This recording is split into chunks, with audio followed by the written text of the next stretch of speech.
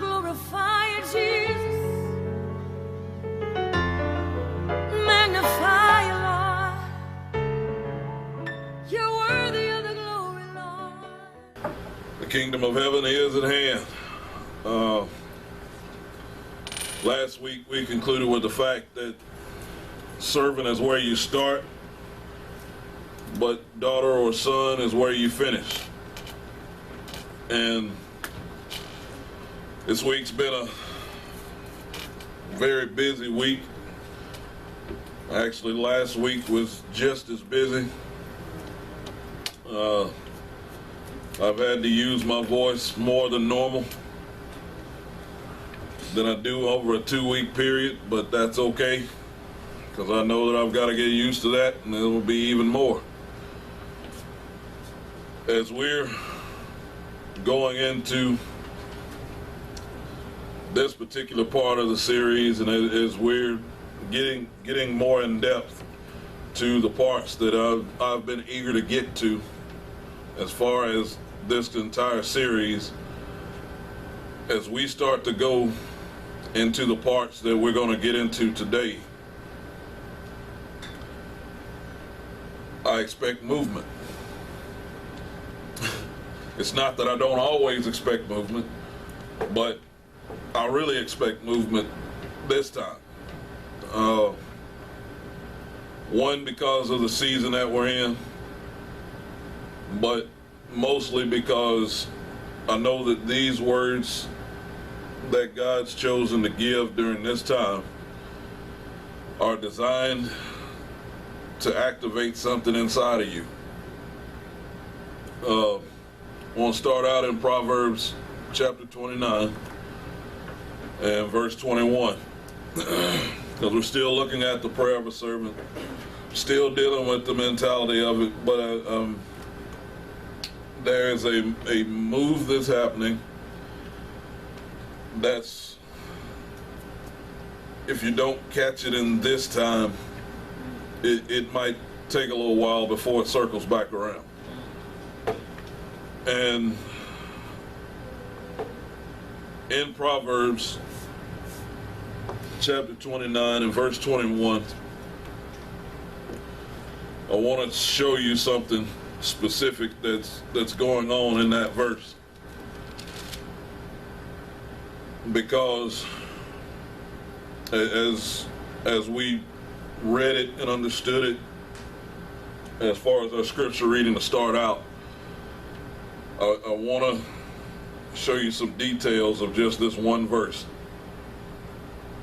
because then it will help you to understand why I'm so patient, why I will take a while and let things happen, why I don't try to force things, why I don't try to force issues, because I understand a couple of things.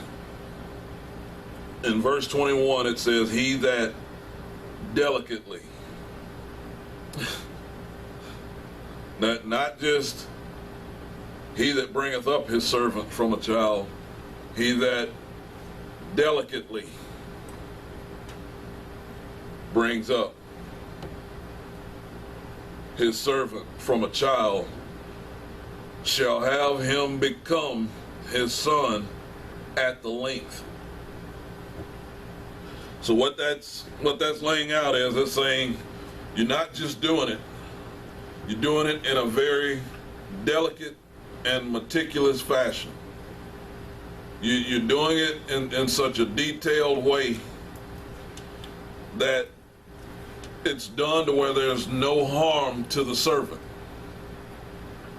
See, because what you got to understand is, if you harm the caterpillar, you hinder the butterfly. So you got to understand, and that's why I've been slow to teach you about the stages of going from servant to friend, then to son or daughter. Because if it's not done delicately, you'll have in your head, well, God has no need of me because this is as high as I can get. This is the only level that I'm designed for. I'm only designed to just be his servant, and that's all I'm supposed to do. And a lot of people get stuck in that. A lot of people get hung up in thinking that they're not supposed to have any other growth than wherever they started. So in that verse, what's being laid out is saying they're still got to go through the process of infancy, adolescence, and maturity. You still got to go through that.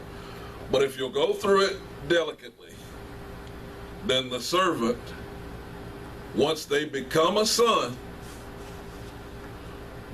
won't turn back. And that's a big thing.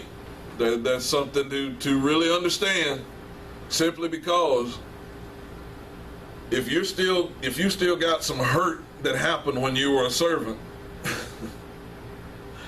when it comes son time and when it comes daughter time, you're really not going to fully embrace it. The reason that you won't fully embrace it is because you will be reluctant even as a son or a daughter, because in your head there's some more hurt that's going to come on this level. Now mind you, there is hurt that's going to always happen on each level. The idea is to not let the hurt drive you into being something that you're not. Because watch this. One thing that we must realize is the fact that once you begin advancing towards becoming a child of God, you cannot return to consistently being a servant. Can't do it. Once the butterfly starts flying, it cannot go back to being a caterpillar. It's done. So here's why I'm wanting you to see that. Go with me to Luke 15. We're going to look at the prodigal son again. For anybody that might think that there's not anything else, there's still plenty more. But in Luke 15, I want you to notice some things. Luke 15, beginning at verse 11. I'm going to read down through verse 24 to start out with. Luke 15, beginning at verse 11, says this. It says, and he said, a certain man had 2 sons, and the younger of them said to his father, Father, give me the portion of goods that falleth to me. And he divided unto them his living. And not many days after, the younger son gathered all together and took his journey into a far country, and there wasted his substance with riotous living. And when he had spent all, there arose a mighty famine in that land, and he began to be in want. I want you to notice the turn of events in verse 14. He spends everything first. Then there is a famine in the land.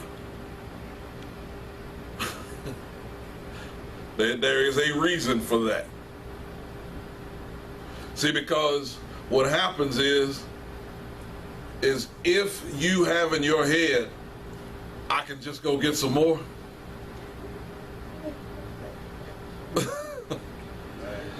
I can just go get somebody else.